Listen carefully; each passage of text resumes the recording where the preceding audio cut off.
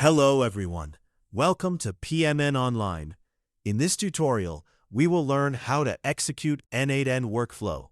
If you've ever found yourself wondering how to efficiently manage your data processes, or you're on the lookout for a way to automate repetitive tasks, then you're in the right place. The n8n workflow is a powerful tool designed to handle such tasks with ease. And today, we're going to walk you through the process of executing these workflows seamlessly. Let's dive right in. The first thing you need to do is launch your preferred web browser and head over to the official n8n website. This site is essentially the central hub for everything you'll require to manage and interact with your workflows effectively. Once the website has loaded, your next step is to locate the Sign In option, which is prominently displayed on the home page. Clicking this will prompt you to enter your credentials, granting you access to your n8n account.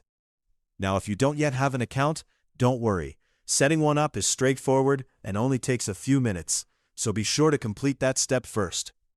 Upon successful sign-in, you'll be taken to the n8n Editor UI. This interface is intuitive and user-friendly, and it serves as the heart of your workflow management. Here, you can manage all your workflows, providing a visual method to interact with your data processes. Now let's move on to finding the specific workflow you want to activate. You can search through your list of workflows using the built-in search functionality or the organizational tools that n8n offers.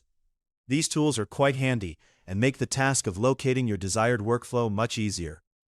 Once you've found the workflow you want to activate, you'll see an inactive switch associated with it.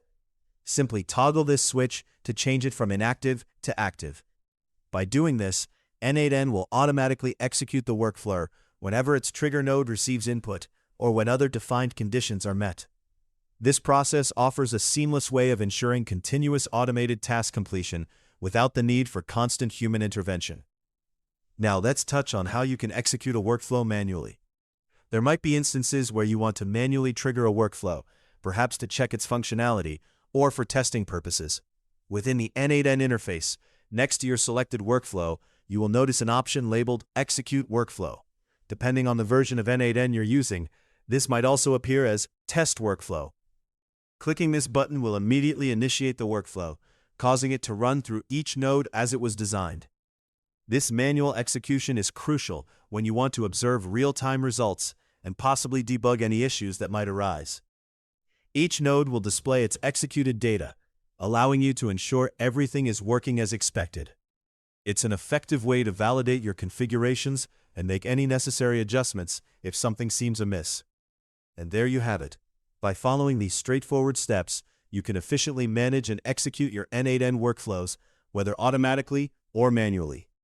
Whether you're setting up automated processes or testing new ones, mastering these basics will allow you to harness the full potential of n8n, streamlining your data tasks with ease.